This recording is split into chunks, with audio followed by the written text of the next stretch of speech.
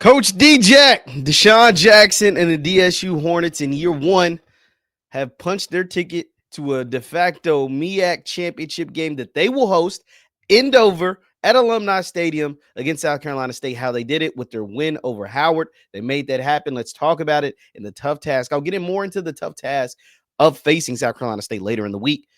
But DSU win over Howard. Let's talk about it after the bumper. Stay tuned.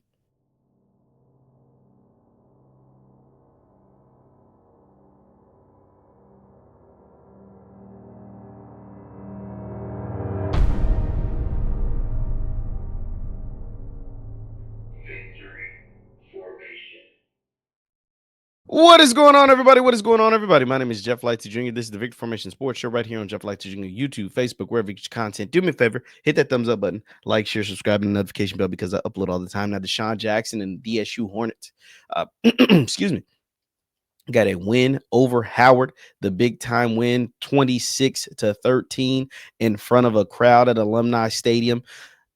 And this is just another win in a miraculous season in year one of Desean Jackson leading the Delaware State Hornets. Desean Jackson, who had zero coaching experience, except for, well, let me not say zero, very little coaching experience as an assistant coach to Travis Clark in a high school in in Los Angeles. All right. He minimal assistant head coaching experience at a Los Angeles high school. Goes 3,000 miles across the country to Dover, freaking Delaware, as the head coach of Delaware State. And in year one, he goes 8-3 going into what is a de facto MEAC championship game against South Carolina State. Who would have thunk it? A Delaware State team and a Delaware State program that has just been disastrous. Let's just call it what it is. Delaware State has not been good for a very, very long time. We're going to get into like the nitty gritty in the significance of year one of Desean Jackson later. But let's talk about this game against Howard because I watched it. And Delaware State stayed true to who Delaware State was, right? Like they run the football. Caden Bennett is not healthy right now. He only threw 3 passes, completed all 3, but he's not healthy right now. And so Delaware State has to continue to find ways to run the ball, even though everybody knows they want to run the ball. Delaware State is really one-dimensional at this point. Jaden Saray isn't a bad quarterback. He's not accurate. He can't really throw. I mean, let's just call it what it is. He's not very accurate. He doesn't throw the ball particularly well. But in this one, he hit a couple of deep shots, went 7-13, 144 yards, with a long of 45. But this game is all about Marquise Gillis, James Jones, Caden Bennett when he's able to run the ball, Jaden Saray when he's able to run the ball. Look at all these ball carriers. Kobe Boynton, Ryan Taylor Pelham. Like these guys, all of these guys have to run the ball. They have to figure out creative, different ways. Coach Nemo Washington, because of the limitations that he has at the quarterback position, with Bennett being hurt and not really being able to throw it, and Jaden Saray not really being able to throw it. So you have to get creative doing exactly what everybody knows that you're going to do. You're going to run the ball 50 times. And guess what? You're going to rack up over 200 yards on the ground and average 4 yards a carry. That's all an offensive coordinator can ask for. And that's how you get two-score wins over a Howard team that was looking to be an upset Central. And also, you stop them from running the ball. You're winning most of the game. And so therefore, they have to be pass reliant. And this isn't the strength of quarterback Tyreek Starks. He's not the most efficient passer. He's not someone you want to throw the ball 40 times in a game, 39 times. 39 attempts, 252 yards, not a bad, but 2 critical interceptions and sacked 4 times. That's exactly how Delaware State wants you to be playing on your heels so they can get after your quarterback and make plays on defense. And that's what happened. And that's exactly why Desean Jackson's team is 8-3 on the season. And they punched their ticket to the de facto MEAC championship game because, of course, the MEAC doesn't have a real championship game. Nonetheless, shout out to Coach Jackson and DSU. And I want to read you this snippet from HBCU Game Day. Shout out to HBCU Game Day. They put this snippet about the significance of this season, this 2025 football season for the Delaware State Hornets. Let me go ahead and make sure you can see it. We can read it together.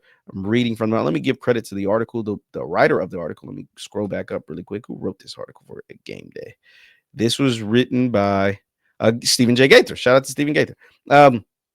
He wrote this part of the article. It says Desean Jackson shepherds turnaround for HBCU record books, but the significance of the victory stretches beyond the box score. With eight 8 wins. Delaware State has reached its highest total since the program's legendary 2007 season when it finished 10-2 and won the last MEAC Championship. Before Jackson arrived, DSU had not won more than 5 games in the season since 2012. The Hornets entered the 2025 season widely regarded as a team on the rise, but few predicted it would pay to this level of rapid growth. Few predicted this level of rapid growth. Remember, Delaware State was picked to finish dead last in the MEAC. Like, they were picked to finish last. Like, it would this is not no like, oh man, like we kind of knew they'd be pretty good, man. No, this is a total shocker. Like, when you pick a team to finish last, that's the coaches and ADs. That means the coaches and ADs in your league did not believe in you. The coaches and ADs in your league didn't think you would be good. The coaches and ADs that you had to line up across from each and every single week said, we ain't going to have no problem with them. Vic and them over in Norfolk, who's 1-9, by the way, we might have some issues with them. But Desean Jackson and this group of guys from California that he brought all the way to Dover, Delaware, and Delaware State, like Delaware State ain't been that good, ain't been good in forever. We ain't going to have no issues with them. And that turned out not to be the case at all. Let's keep reading. It says, now Delaware State stands on the doorstep of the Celebration Bowl, the premier stage in HBCU football.